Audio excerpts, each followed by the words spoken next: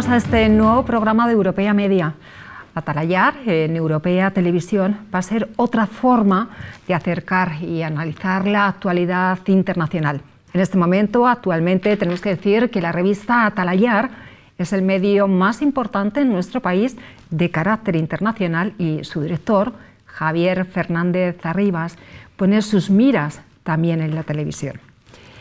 Por lo tanto, vamos a dar la bienvenida al capitán del barco. Javier, muy buenas tardes. Hola, buenas tardes a todos. Bueno, pues bienvenido por tenerte en los estudios de Europea Televisión, por tenerte en este plató en Villaviciosa de Odón y comenzar este reto contigo. Es un placer, yo creo que este reto nos rejuvenece a todos, además venir a la universidad creo que es un compromiso que los profesionales debemos cumplir. ¿Qué mejor que inculcar a los jóvenes lo que son los principios, valores, lo que pasa en el mundo que cada día nos afecta más, que puedan tener un sentido crítico, que sepan leer y estudiar lo que ocurre en el mundo, porque, insisto, cada día nos afecta más y, bueno, estamos para que la gente, los españoles, sean conscientes de que tenemos unas fronteras, pero que luego la aldea global en la que se ha convertido el mundo, las nuevas tecnologías, la televisión, que ahora puede llegar muy fácilmente a los rincones del mundo gracias a Internet, gracias a las redes sociales, pues que Europea Televisión va a cumplir un papel magnífico a la hora de ayudarnos a trasladar, y con profesionales como tú y como José María Peredo seguro que vamos a cumplir nuestros objetivos. Por supuesto que sí, fíjate, de eso mismo quería hablar, es cada 15 días vamos a tener una cita aquí con Atalayar en Europea Televisión. Cada 15 días nos hemos propuesto trasladar y acercar a los alumnos y todos aquellos que nos quieran ver, pues acercarlos esta actualidad internacional. Vamos a contar también con expertos. Cada 15 días vamos a contar con una entrevista y también vamos a debatir esos temas más importantes de fuera de nuestras fronteras. Y además, Rosa, con un reto fundamental, y es que lo vamos a hacer entretenido. Exactamente. La gente que no se asuste, vamos a intentar explicarles las claves del mundo, se las vamos a poner en sus manos, pero sobre todo para que entiendan y se entretengan con algo que es fundamental, ¿no? Que son las relaciones internacionales, los intereses, el poder, los enfrentamientos y luego, bueno, pues todos esos intentos, esas cumbres, esos contactos que hay habitualmente entre los dirigentes de los diferentes países, pero luego sobre todo la gente, porque a mí lo que me ha enseñado mi carrera en estos años es que hay que hablar con la gente, hay que contar con ellos, conocer sus inquietudes, sus sentimientos, hay que pisar el terreno, como yo decía en aquellos años, oler Gaza para entender qué era lo que era Gaza en aquellos años. Y bueno, y es el desafío, explicarles a todos los que nos quieran ver a través de Europea Televisión qué es lo que está ocurriendo, por qué está ocurriendo y las posibles consecuencias que puede tener. Por supuesto, en este programa de hoy, en este primer programa que es tan especial, Europa va a estar muy presente por distintos motivos, o quizá por uno de ellos, por su crisis. Pero si quieres podemos dar paso ya a nuestro primer bloque, que contamos con nuestro primer invitado. Sin duda, Europa es fundamental para nosotros. Se está debatiendo en la conferencia sobre el futuro de Europa lo que pueden ser los estamentos más cercanos a los ciudadanos, desde la fiscalidad, desde la salud, desde la política exterior, la inmigración, etcétera, etcétera. Y Europa, yo creo que formamos parte de ella y tenemos que trabajar por ella cada día. Y estará muy presente aquí en Atalayar Televisión. Seguro. Bueno, pues vamos a dar paso, si quieres, a nuestro primer invitado.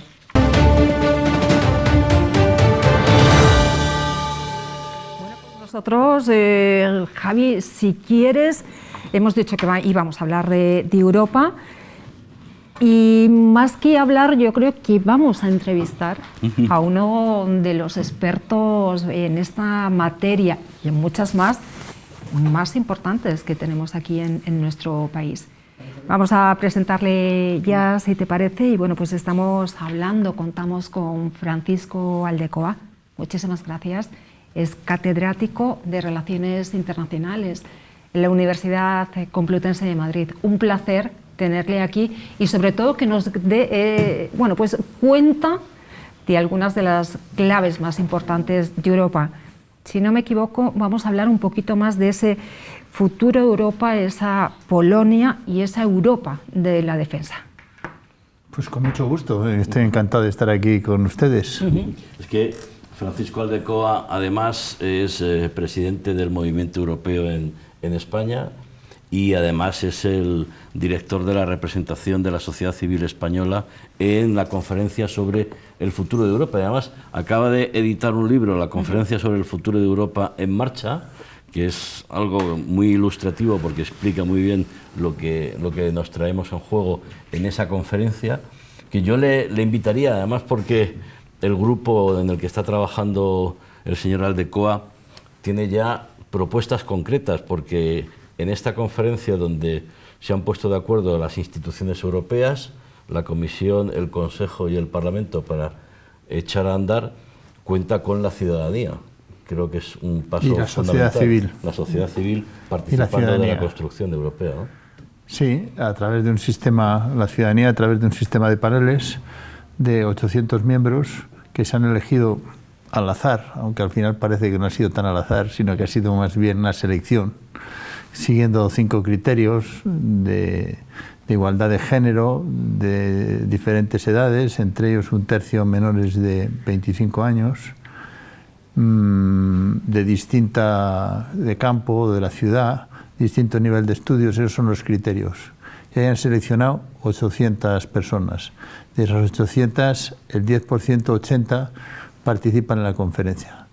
En la conferencia estamos 450 representantes, de los cuales 108 son del Parlamento Europeo, 108 de los parlamentos nacionales, 54 de los gobiernos de los Estados miembros, 30 creo que son ahora de las regiones, entre ellos está la presidenta de la Comunidad de Madrid, elegida por el Comité de las Regiones, y de los interlocutores sociales 12, 8 de la sociedad civil y después los que hemos dicho, los 80 de representantes de los ciudadanos y 27 en el grupo en el que yo me encuentro de representantes de la sociedad civil en cada uno de los Estados miembros. ¿Y están ustedes dando el callo, están trabajando y lo que es más importante, les dejan trabajar? ¿Esa participación de la sociedad civil va a servir en este proceso de construcción europea? La conferencia empezó formalmente el 9 de mayo. Hasta ahora ha habido solo 2 plenos, en junio y ahora en octubre, el 20 o el 22 de octubre. Y el próximo será 18 y 19 de diciembre. La conferencia va algo retrasada y la conferencia tiene como innovación fundamental el que trata de estudiar y de hacer propuestas de común acuerdo entre los representantes de las instituciones y de los representantes de los ciudadanos y la sociedad civil. Esa es la novedad que tiene respecto a la Convención, que si al final se acuerda que hay que reformar los tratados, pues sea la Convención, que son los representantes de las instituciones los que pondrán en marcha la Convención, es decir, la reforma de los tratados. Esto será a partir del 9 de mayo. El objetivo de la conferencia ahora es conseguir conclusiones en el mes de abril. La razón clara, aunque no está explícita, son las elecciones francesas, que son a mediados, creo que el 14 de abril. Y por lo tanto lo que se trata es que antes de eso tengamos conclusiones. La presidencia francesa, que empieza en enero, va a querer capitalizar, como es natural. Fue una idea de Macron en el año 17 que se está poniendo en marcha ahora. El objetivo es que entre los representantes de la democracia representativa y los representantes de la democracia participativa lleguen a un acuerdo, establezcan unas conclusiones y con objeto de mejorar el funcionamiento, el acercamiento a los ciudadanos, la eficacia. Pero quizá hay que empezar diciendo que la conferencia, que se retrasó un año, tiene ahora más importancia que nunca, porque en medio se han producido transformaciones importantes en el último año, en los 2 últimos años en la Unión Europea, especialmente como consecuencia de la lucha contra el COVID, el plan de recuperación, el Fondo de Nuevas Generaciones.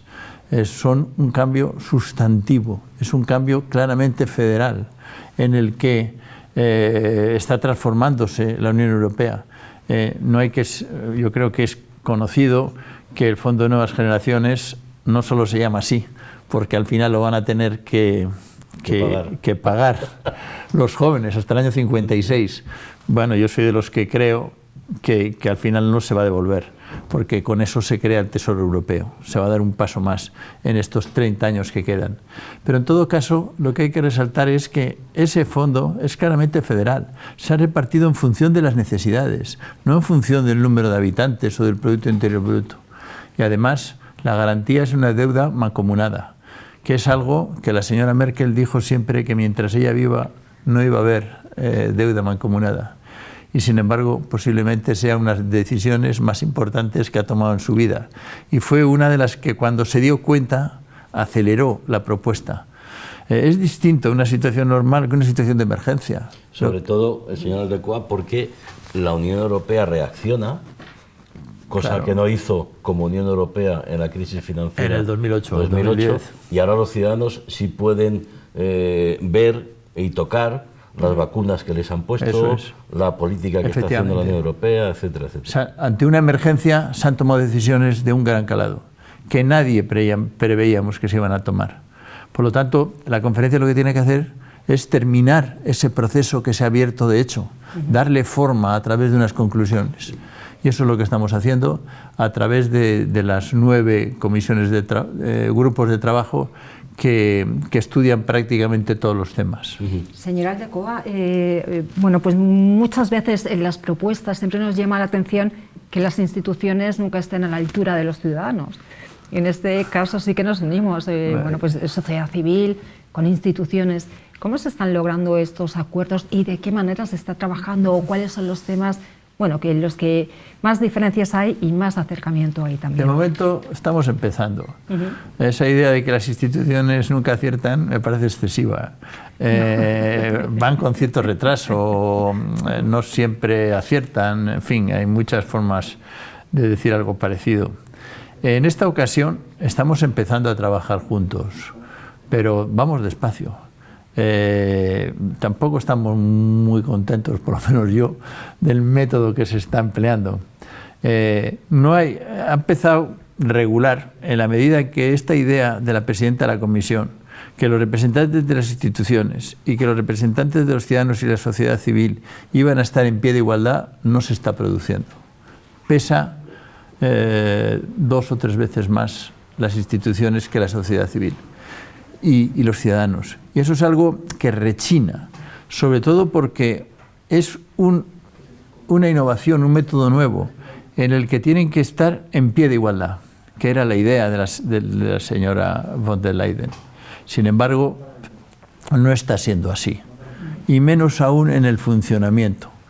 Los presidentes de las 9 comisiones los ha nombrado el board directamente y no hay ninguno. Bueno, hay uno, el del 90, que es una joven que representa a los jóvenes. Los otros 8 son representantes de las instituciones.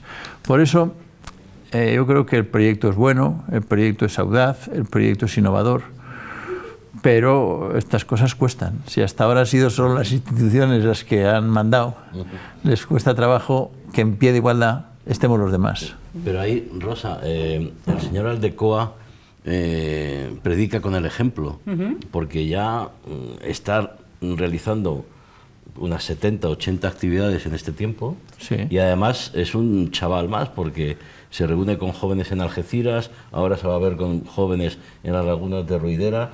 En Mollina hemos estado. Está promoviendo y que los jóvenes propongan, y él es el hilo conductor de todo eso. Bueno, sí.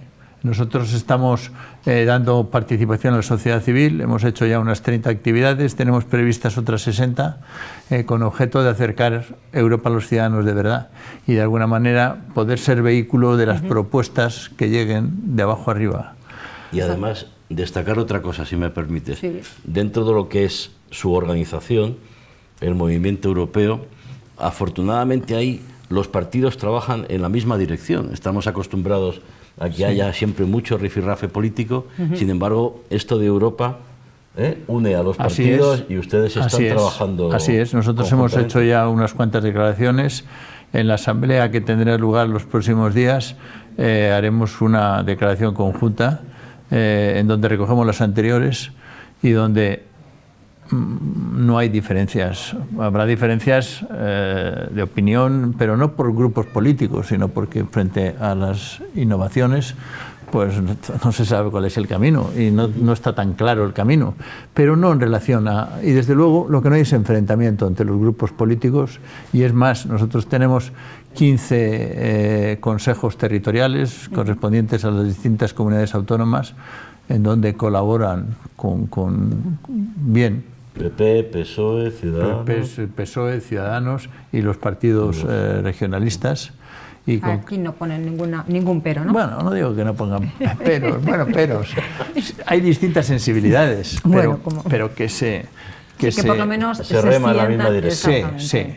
Y sobre todo, yo siempre suelo poner el acento que este enfrentamiento que hay en el seno de las instituciones españolas, en el Congreso, en el Senado, no se ve en el Parlamento Europeo, en la Asamblea Parlamentaria, en la Conferencia sobre el Futuro de Europa, que nos reunimos en la sede del Parlamento, y por eso, sin querer, me confundo, en la sede del Parlamento, en la conferencia, en donde entre los 19 españoles, pues no hay diferencias, diríamos, antagónicas, o no hay grandes diferencias.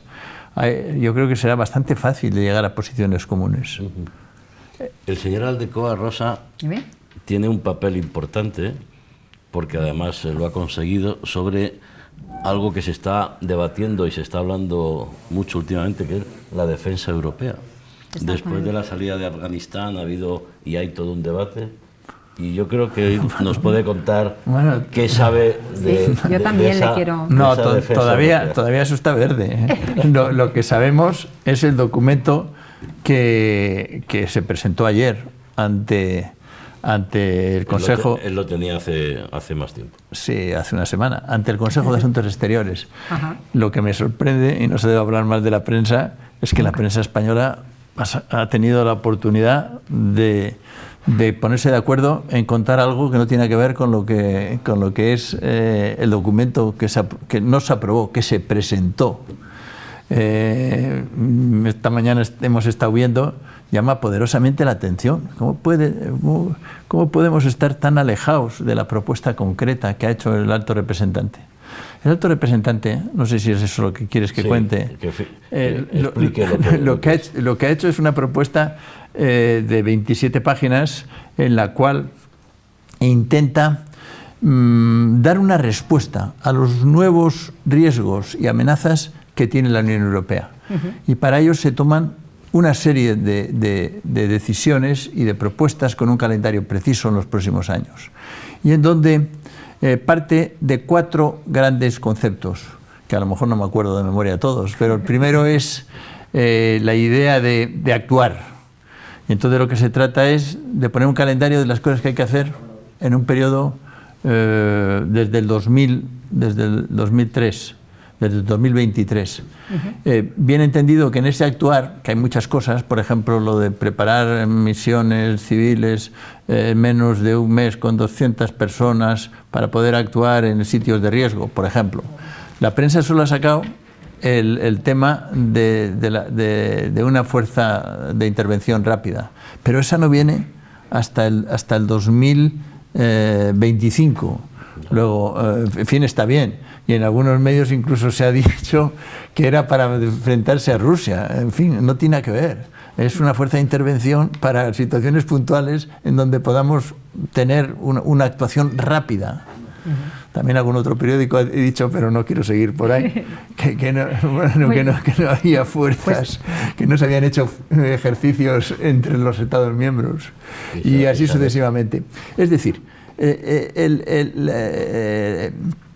el Strategic Compass que ha presentado el alto representante Borrell es una guía para actuar en los próximos años, donde hay algunos compromisos concretos. Es también importante recordar que se fundamenta en el artículo 44 del tratado, que quiere decir que entran los que quieren, no entran, si no quieren no entran, con lo cual luego va a ser más fácil tomar decisiones, porque ya saben a qué se meten luego. Y tiene pues muchísimas cosas. La segunda idea es la inversión, pone encima de la mesa el dinero que van a emplear. La tercera idea es asociaciones. Ahí explica muy bien el grado de asociaciones que tiene la Unión Europea en materia de seguridad y defensa. Primero establece la OTAN, pero no dice hasta dónde, y aunque está bastante implícito en que se dividen responsabilidades. Después establece la relación con algunos países, Estados Unidos, en ese mismo nivel Canadá, Noruega y el Reino Unido, quien le dice que tendrá que reincorporarse más, y después hace una referencia a todos los posibles socios. Me he dejado, cuando empieza con la OTAN, al mismo tiempo pone Naciones Unidas. Es un plan para los próximos 5 años con objeto de que sirva de guía a las actuaciones que tiene que tener, pero sobre todo aprovechando todo lo que tiene en marcha, especialmente la cooperación institucional permanente. Por cierto, los periódicos de hoy no han tocado ninguno la decisión de ampliar las acciones de la PESCO en el día de ayer a, no sé si 14 o 16 programas más, de los cuales algunos de enorme incidencia. Vivimos un poco de espaldas. Lo que nos dedicamos a estos nos sorprende que estamos un poco de espaldas de los debates europeos en la actualidad, que además son distintos a los que había hace 2 años. Aquí estamos en un ciclo distinto, en un ciclo diferente, que empieza con las elecciones europeas, en donde en la medida en que participan los jóvenes y sube el grado de participación casi igual que en las demás, pues la legitimidad del conjunto de las instituciones aumenta y por lo tanto también aumenta la audacia de las proposiciones en las que tenemos que enfrentarnos. Sí, porque en aquellas elecciones había un temor a que los euroescépticos consiguieran 1/3 del Parlamento y bloquearan por la derecha, por la izquierda, y afortunadamente que no tuvo ninguna Europa salió con éxito. Sí. De esa eso es, al encrucijada. revés, se redujo la capacidad de acción de los grupos populistas o de extrema derecha en el seno de la... Lo que pasa es que también hay un traslado de nuestras preocupaciones a entender Europa desde nuestras preocupaciones. En la medida en que en España se había un grupo, ya dimos por hecho que había en toda Europa, pero no es así. Señor Aldecoa, bueno, pues el tiempo es el que manda en los medios de comunicación. Ha hecho referencia a los jóvenes. Estamos rodeados en un ambiente de estudiantes universitarios. Siempre se ha dicho que los jóvenes cada vez pasan más de la política. ¿Ocurre otra manera respecto al tema? No hay datos sobre eso. O los que hay dicen lo contrario. Yo el que sigo es el Eurobarómetro y es claramente lo contrario.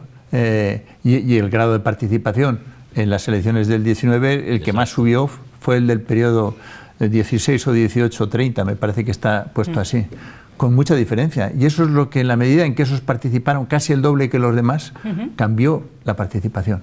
Y desde luego, respecto a la impresión de que habrá de todo, pero lo que sí se ve es la tendencia.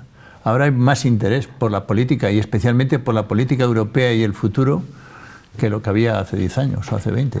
Por eso este programa, señor Aldecoa, aquí no verá imágenes de botellones y no sé qué, que parece que están poniendo una etiqueta a la juventud. Efectivamente, hay un grupo quizá demasiado numeroso de jóvenes haciendo botellón, pero luego hay millones de jóvenes que están preocupados en estudiar, en participar y en ser El grado de participación de los jóvenes en movimientos asociativos en España hoy, especialmente lo que conozco, europeos, es más grande que nunca. Pues si le parece, es importante, es muy importante, sobre todo, bueno, pues de lo que estamos rodeados. Los que no están apuntados, que se apunten. Momento. Eso era lo que le iba a decir, que estamos en este momento en el que, bueno, ha dicho que hay distintas actividades con jóvenes, que se está reuniendo con ellos. Pues aquí tenemos un amplio número, por una parte, y por otra parte, le invitamos, Javier, si te parece, bueno, pues cuando tengan esas conclusiones, para que nos puedan dar las conclusiones de esas propuestas. Sí, sí. Y también le invitamos, evidentemente, a que usted invite a los jóvenes alguna de las actividades venideras. Muy bien, así lo haremos. Sí, ahí esperamos poder promover y sobre todo explicar a los jóvenes y a todo el mundo que va a ver este programa, no solo jóvenes, el interés y sobre todo la relevancia, la trascendencia de la Unión Europea, que ha evitado mayores conflictos como los que hubo en el siglo pasado y que tiene un futuro para todos imprescindible. Hay una corriente de opinión que insiste en que la Unión Europea está perdiendo papeles en el mundo y que también no está cumpliendo sus objetivos en el interior.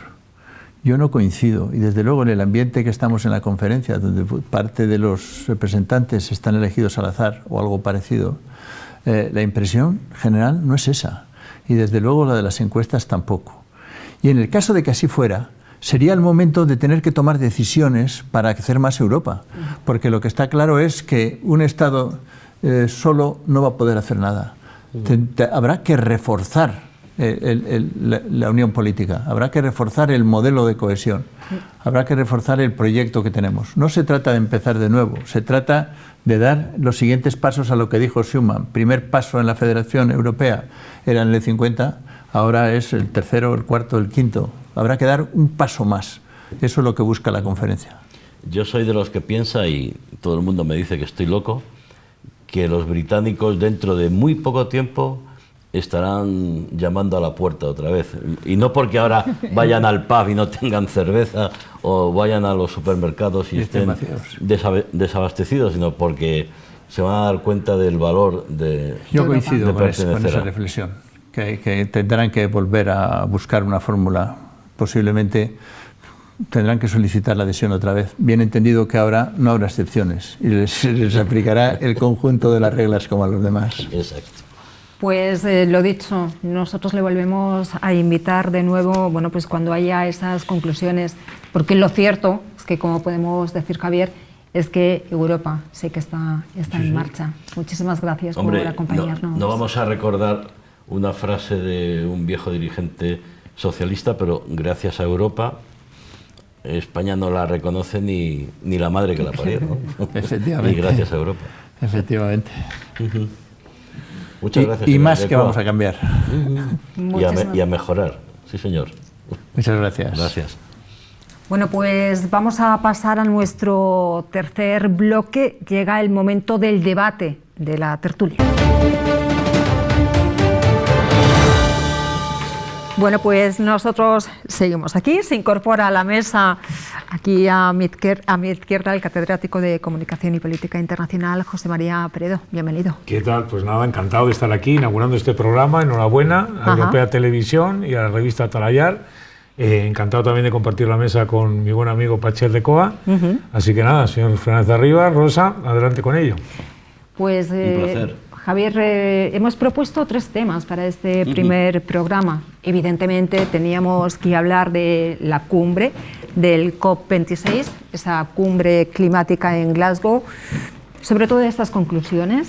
Tenemos otro segundo tema, Bielorrusia y esa crisis que también tenemos en Europa.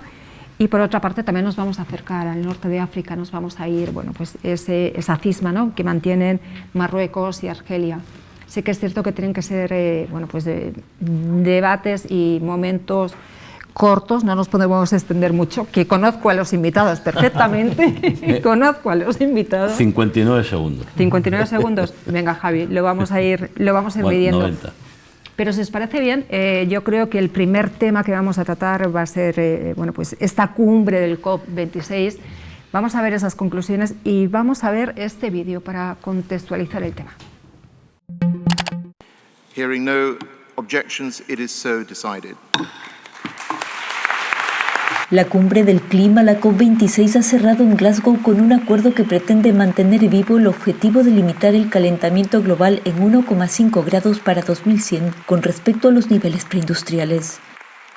En un final de enorme dramatismo, el presidente de la conferencia, Alok Sharma, anunció que el pacto climático quedaba aprobado después de que la India introdujese a última hora y de forma inesperada un cambio que aleja el final del carbón como fuente de energía. Now I propose. Así, el término eliminación progresiva del carbón fue cambiado por el de reducción progresiva, pese a que el texto incluía por primera vez la necesidad de acabar con los combustibles fósiles. La enmienda fue aprobada por el resto de países con mucha reticencia para evitar que las negociaciones se rompieran y se cosechase un fracaso de dimensiones históricas. El propio Sharma tuvo que interrumpir sus palabras en 2 ocasiones al no poder evitar las lágrimas por la alteración y pidió disculpas por cómo se ha desarrollado el proceso. I apologize for the way this process has unfolded. El texto reconoce además que limitar el calentamiento a 1,5 grados requiere, entre otras cosas, la reducción de emisiones de dióxido de carbono del 45% para 2030 en relación al nivel de 2010. Y respecto a la financiación para los países en desarrollo, el pacto urge a los estados ricos a doblar como mínimo su aportación para la adaptación de los países más desfavorecidos antes de 2025 respecto a los niveles de 2019. Pues ya le hemos escuchado, estos acuerdos se han adoptado en esta cumbre del clima, en esta COP26, y bueno, pues parece ser que los países además se van un tanto con un sabor agridulce, eso es lo cierto. La lucha contra el calentamiento del planeta y los procesos de transición energética parece que no han convencido a todos. De estas conclusiones que se ha llegado vamos a debatir con nuestros ponentes. José María. Bueno, pues efectivamente, una sensación un poco agridulce porque había una gran expectación en el retorno a la vuelta a la cumbre del presidente de Estados Unidos ahí a la cabeza, ¿no? Después del portazo que parece que dio la administración Trump en París. Ha habido cumbres, es importante señalar, ¿no? En el marco de este programa, ¿no? Que la importancia de estas cumbres es su carácter, además de los resultados, su carácter periódico también. Es un marco ahí de entendimiento de grandes estados y potencias con otros países de menor envergadura, con la sociedad civil y con las empresas también, que van ahí a través de sus lobistas y a exponer sus intereses, ¿no? La sensación, pues ya de partida, se decía, hemos avanzado mucho a lo largo de todas estas cumbres pasadas, ¿no? Algunas tan importantes como Kioto, Copenhague, Berlín, la propia de París, y sin embargo hemos avanzado en los textos y los compromisos y sin embargo no en la materialización de esos, ¿no? Entonces estamos en un momento en el que hace falta acelerar el compromiso por la defensa del clima. Pero claro, tenemos un 80% de la energía a nivel mundial que todavía es a través de energías fósiles. Entonces, claro, esto pues, evidentemente requiere un tiempo, ¿no? Estamos con unas energías del siglo XIX en el siglo XXI. Con unas energías que tenemos hoy no se puede afrontar el siglo XXI. Pero claro, el hecho es que hoy todavía todos estamos pendientes de que el petróleo se siga produciendo para que no suban las facturas, etc. ¿No? Con esto quiero decir, la contradicción, vamos a decir, que había de partida, es lo que yo creo que ha conducido al final a esa cierto sentimiento agridulce, ¿no? También es verdad que esta cumbre se celebra cuando llevamos más de año y medio de pandemia del coronavirus, con una economía mundial que ha estado paralizada durante meses, o por lo menos en algunos países ha estado paralizada, en otros más menos, pero con unas pérdidas económicas muy notables, con una caída del empleo. Antes hablábamos con el catedrático Aldecoa de la necesidad de reactivar con esos planes de recuperación la Unión Europea. Entonces, uno de los factores que yo veo fundamentales es cuando los países en vías de desarrollo dicen, oiga, usted es el que ha contaminado para lograr el desarrollo que tiene ahora y ahora usted nos quiere cortar a nosotros ese proceso para no contaminar más porque la situación está complicada. Usted me tiene que compensar, pero claro, la liquidez de esos países en desarrollo y ese compromiso de financiar a los que están en situación menos favorecida, pues esa liquidez está complicada por año y medio de pandemia, con lo cual la situación es delicada, pero en cualquier caso yo creo que ahí lo fundamental es que haya una voluntad política de reconocer el diagnóstico de la situación y no que, oiga, pues mire usted, yo soy China, yo soy la India o yo soy Estados Unidos, que son los que más contaminan, unos utilizan carbón, otros utilizan otras y están contaminando y estamos con unas cuotas que nos repartimos según nos vaya. Ahí La Unión Europea, está liderando la lucha contra el cambio climático, que es fundamental porque, oye, es el planeta que vamos a dejar a nuestros hijos y a nuestros nietos, ¿no? Así es. Yo coincido con el análisis de que han salido unas conclusiones agridulces, pero, sin embargo, creo que han tenido mucha atención los medios y que ha tenido mucha repercusión, de que, bueno, de que estamos ahí en el camino y que no acertamos del todo, pero por lo menos empieza a tomar conciencia social y, sobre todo, la participación de los jóvenes. Se ha notado de que lo viven de otra manera, de que exigen que se tomen decisiones. Sí, pero los jóvenes, cuando están en casa, están con la Play, están con no sé qué, y la energía tiene que venir de algún lado. Sí, yo creo que el problema ahí es la cuestión de que va absolutamente ligado, primero, con una cuestión energética, segundo, también con una cuestión geopolítica también. Es decir, en consecuencia de la energía, consecuencia también de esas aspiraciones de crecimiento que tienen algunas potencias. Hombre, a ver, no es hoy el mundo de hace 50 años en el cual cuando empezó, ¿no? El 72, yo creo que empezaron estas reuniones hace más de 50, ¿no? Y no es el mundo de entonces, es decir, aquel cuestionamiento del desarrollo y del crecimiento y tal, era poco menos que algo que, una utopía, una interpretación que se hacía sobre el futuro. El Club de Roma, el Club de Roma, todo el informe aquel, ¿no? Bueno, esto de hoy no es una especulación.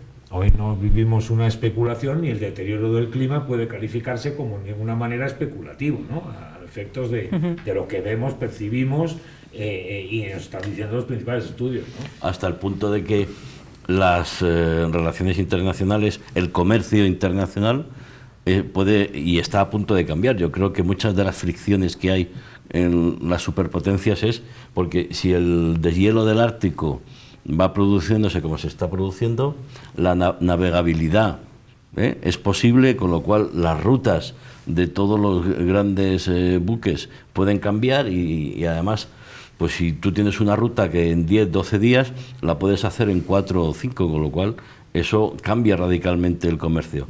Y si encima puedes explotar lo que es el subsuelo del Ártico, gas, petróleo, a pesar de que los fósiles... los combustibles fósiles sean pues causantes o no, ahí está, claro, ahí está la lucha, porque ese deshielo puede cambiar todo. ¿Algún apunte más? Bueno, yo señalaría también ahí con el profesor Aldecoa coincidir en esta cuestión, ¿no? Yo creo que el sabor agridulce es un poquito más dulce que agrio, en el sentido de que, pero bien, mucho más agrio fue el año pasado, en la cumbre anterior, cuando el presidente de la principal potencia dejó de lado esta cuestión del clima, ¿no? Yo creo que solamente por eso hemos avanzado, ¿no? Bueno, quizá tengamos que tener, en cuanto a las superpotencias, más atención a Taiwán, porque en el vídeo, en la cumbre virtual que tuvieron Biden y Xi Jinping, el tema de Taiwán fue bastante escabroso, pero bueno, ya el hecho de que se celebre esa reunión es bueno porque transmite por lo menos cierto ánimo, cierta campo de cooperación, estabilidad, porque la cuestión estaba muy delicada con los ciberataques y con todas las situaciones. Un área de cooperación. Pues bueno, vamos a continuar y vamos a avanzar en materia y nos vamos a ir hasta Polonia. En Polonia sí que es cierto que hay una gran crisis, Bielorrusia, y aquí sí que hablamos de un momento bastante agrio, muy agrio. Hablamos que en Polonia se han concentrado ya 15.000 soldados cerca de la frontera con Bielorrusia, bueno, pues para frenar esta entrada de inmigrantes. Ya llevamos además 10 fallecidos en este enfrentamiento. Si les parece bien, vamos a ver también para contextualizar el caso Bielorrusia. Los restos del joven sirio Ahmed al-Hassan, de 19 años, descansan en un cementerio de la frontera polaco-bielorrusa. Junto a él, al menos otras 10 personas han perdido la vida en ambos países desde el inicio de la crisis migratoria. Las organizaciones humanitarias temen que, debido a las bajas temperaturas nocturnas y a las precarias condiciones de los asentamientos de inmigrantes, esta cifra pueda aumentar. Por ello, la Agencia de la ONU de los Refugiados, ACNUR, y la Organización Internacional de Migraciones se encuentran listas para ayudar a los miles de migrantes, a pesar de no haber tenido acceso a ellos. Desde Naciones Unidas aseguran que la dignidad y los derechos de estas personas no han sido tratados con el respeto que se les debía y han sido instrumentalizados. La ONU recordó que la gente no puede ser devuelta a sus países salvo que estén de acuerdo con ello. Este martes hubo choques en el puesto de control de Bruzgi-Kuznitsa entre los refugiados que utilizaron palos y piedras y la Guardia Fronteriza polaca, uno de cuyos efectivos resultó herido de gravedad. Los migrantes se desplazaron el lunes a dicho paso fronterizo con la intención de cruzar a la Unión Europea y después de pasar la noche en dicho lugar intentaron asaltar la frontera. El Ministerio de Defensa polaco denunció el uso de granadas de humo por parte de los refugiados que supuestamente habrían sido facilitadas por las autoridades bielorrusas. Desde comienzos de año, la Guardia de Fronteras polaca ha registrado más de 33.000 intentos irregulares de cruzar la frontera bielorrusa. Se espera que en unos 6 meses se complete la construcción de una barrera fronteriza dotada de vigilancia electrónica y presupuestada en unos 300 millones de euros.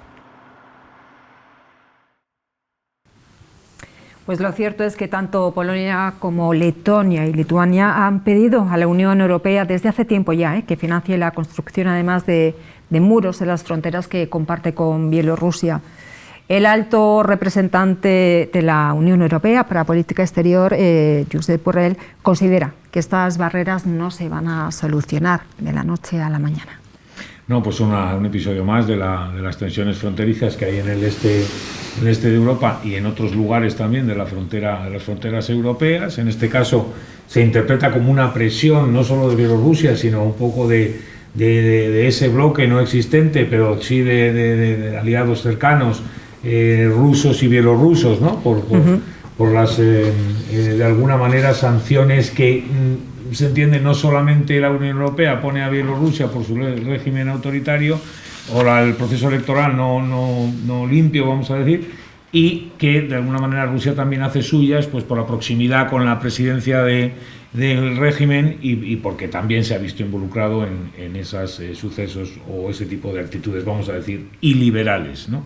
Un choque fronterizo que yo creo que es importante tener en cuenta que coge a un país como Polonia y a una región en la cual se está produciendo un debate y una cierta incertidumbre en torno a los procesos de integración europea en aquel país. Es un país además muy simbólico por su carácter histórico y lo que ha significado en los conflictos mundiales, también porque es uno de los países que se integra, como bien sabemos todos, en la Unión Europea cuando la Europa central y oriental pues abandona los regímenes socialistas, ¿no? Por tanto, muy simbólico, un país muy importante y que hay que mantener con una gran atención, yo creo, en la cuestión. Yo dos apuntes. Uno, se demuestra la necesidad, además muy práctica, de la Unión Europea, no ya solo de la OTAN, sino de la Unión Europea, que ahora mismo está apoyando a Polonia. Quizá este suceso, que además Putin utiliza para intentar desestabilizar, efectivamente, para presionar que se levanten las sanciones, pero este suceso yo creo que va a facilitar que Polonia mejore sus relaciones, sus vínculos dentro de la Unión Europea en un momento, efectivamente, donde sus acciones en el sistema judicial habían puesto en alerta a la Unión Europea por no considerar lo que se ajustara a derecho, ¿no? Eso por un lado. Y por otro, la necesidad de que Europa tenga una política de inmigración definida, clara, tajante y solvente para evitar que otros países, desde Turquía, desde la Rusia de Putin, etcétera, pues tengan cualquier tentación como esta de coger en aviones a seres humanos, estamos hablando de seres humanos, cara, ojos, nombre, apellidos, niños, y los trasladan a una frontera, por cierto, en invierno, porque esto lo podía haber hecho Putin hace 3-4 meses, sin embargo ha esperado a que haga frío, a que la situación sea más delicada, a que el sufrimiento sea para poder montar la crisis, con lo cual ahí son elementos a tener en cuenta y yo destaco eso. Polonia y la Unión Europea yo creo que van a saber lo bueno que es pertenecer a la Unión, con las condiciones y reglas que tiene la Unión, por supuesto, y por otro lado la necesidad de una política de inmigración que haga desistir a quien pueda pensar en que es capaz de desestabilizar a la Unión Europea de hacerlo, ¿no? Yo coincido con este análisis, pero también hay que recordar que Polonia ha pedido la aplicación del artículo 4, el previo al 5, de que haya una reunión de la OTAN, aunque creo que la OTAN aquí no tiene nada que decir. Yo insistiría en que es la primera vez que un Estado voluntariamente ha alquilado o ha preparado, hablan de 50, 60 aviones para transportar 15.000 personas, más de 1.000 kilómetros. Es algo inaudito que se haya tomado esa decisión tan drástica y que en definitiva las personas se conviertan en balas para poder hacer daño en una frontera. La segunda idea es que Putin se ha asustado. Cuando el presidente de Bielorrusia ha dicho que amenazaba con cortar el gas, Putin le ha dicho que ni hablar. Pero no está mal. Es decir, que ya se ve que hay contradicciones. Bueno, podríamos hablar mucho sobre eso. Sí. Y luego yo creo que también Putin aprovecha todo esto, pero claro, esto son interpretaciones muy periodísticas, o casi coloquiales, ¿no? En un momento en el cual aparece la metáfora de la Guerra Fría otra vez, y en un momento en el cual vuelve a aparecer ahí como las dos grandes potencias de Estados Unidos y China, y Rusia, en el momento en el que se ve un poco marginada de esa bipolaridad, inmediatamente dice, no, esto es un triunvirato. Sí. Esto es un triunvirato y yo para mantener ese triunvirato, si tengo que mover personas, muevo personas en esa dinámica, además de los conflictos híbridos, efectivamente, que hoy mueven personas, noticias, falsas noticias y todo tipo de recursos no armados, ¿no? Yo quería decir una última cosa, que el que en el norte hay esos problemas, para nuestros problemas en el sur nos favorece. A la hora de establecer una política de inmigración habrá que dejar claro que no solamente es el país de llegada, sino que tienen que hacerse solidarios el conjunto de los estados que lo forman. Y también se ha hecho referencia en el vídeo de que Lituania y Letonia han aceptado que Frontex estuviera en medio, que algo hace. Yo desde luego no creo en las murallas, pero que Frontex, sin embargo, Polonia no ha aceptado. Pero sería una primera solución. Porque si tú metes Frontex, estás cediendo soberanía, que es un poco el kit de la cuestión de, oiga, yo soy perfectamente capaz y mi legislación nacional prevalece sobre la legislación. Si estás pidiendo ayuda europea, pues tendrán que ser medios europeos los que resuelvan. Y yo apuntaría que, por mucho que pueda parecer un acto de fuerza o un desafío, además está moviendo tropas en la frontera con Ucrania, Putin, es un ejemplo, es una demostración de que internamente, a pesar de que haya ganado las elecciones últimas, de qué manera, internamente Putin está teniendo muchos problemas porque la economía no le está funcionando, el desencanto con el COVID y las vacunas es muy fuerte en Rusia, y claro, como bien apuntaba Aldecoa, si tú cierras el gas y no cobras, tú ya se te cae todo el sistema. Muy importante. Y también muy importante, yo creo, la referencia esta al sur también, o sea, a otras fronteras, ¿no? Hemos vivido la crisis con Marruecos recientemente, precisamente íbamos a hablar ahora de esa prolongación, no de esa crisis, sino de esa prolongación de la inestabilidad en la región, ¿no?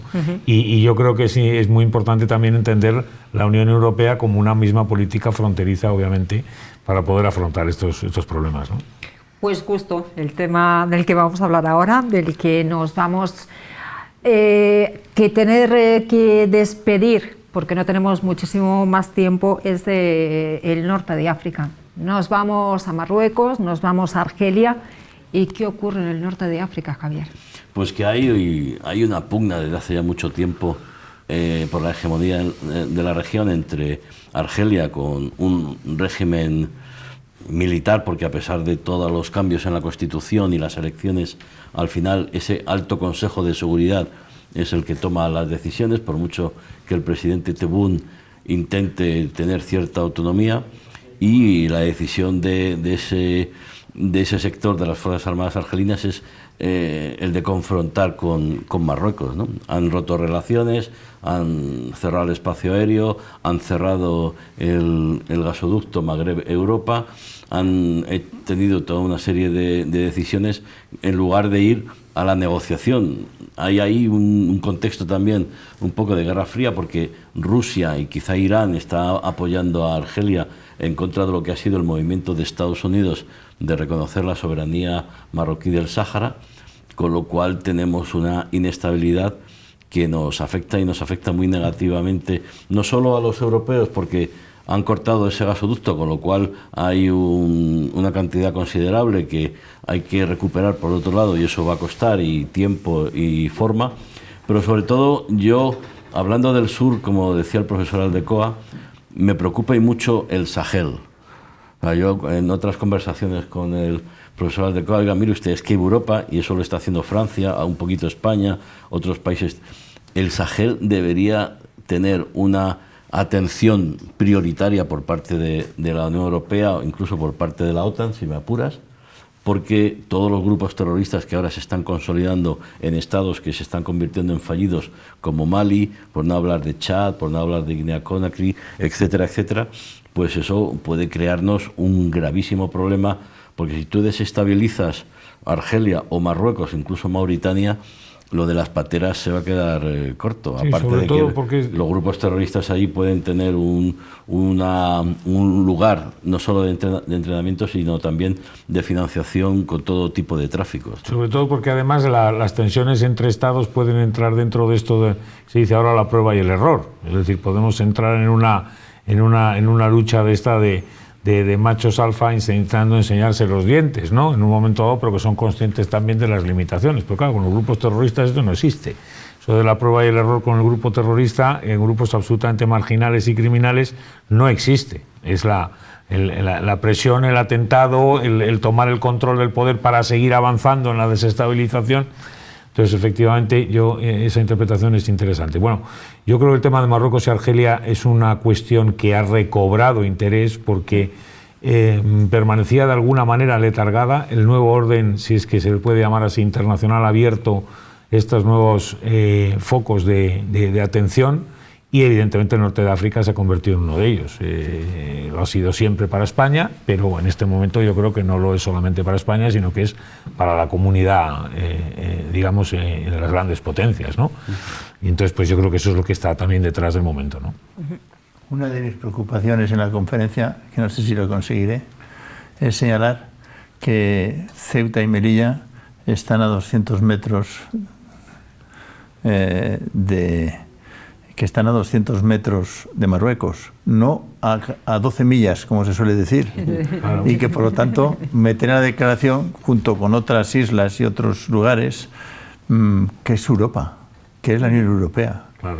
Es una de las preocupaciones, y tenemos una visita, una reunión allí en el mes de febrero, en Ceuta. Sí, yo creo que ahí históricamente España ha mantenido un equilibrio tanto con Argelia, con muchos intereses energéticos, pero también con Marruecos, porque son socios estratégicos, y eso es lo que hay que recuperar, superar la crisis que ha habido entre España y Marruecos, pero luego yo creo que ahí la deriva internacional, la última resolución de Naciones Unidas, va a una solución política negociada, realista, duradera y de aplicación por todas las partes, y yo creo que el final es una amplia autonomía para el Sáhara bajo soberanía marroquí, pero sobre todo favoreciendo a los saharauis, y me refiero a los miles de saharauis, 140, 150.000, que viven en condiciones muy precarias en los campamentos de Tinduf, y lo que habría que hacer es permitir la reunificación familiar de esos saharauis con los saharauis que están en el Sáhara Occidental, y permitir que esa región recupere la normalidad y sobre todo prosperidad que potencial tiene. Pues sí que estamos llegando al final de este programa. Javier, lo decíamos al principio, hoy íbamos a hablar de Europa, de mucha Europa, como así estamos haciendo, y tenemos una nueva cita dentro de 15 días, pero vamos a despedir a nuestros invitados. Francisco Aldecoa, catedrático de Relaciones Internacionales de la Universidad Complutense de Madrid. Un placer por estar aquí y le invitamos para dar esas conclusiones sobre esta conferencia. Pues...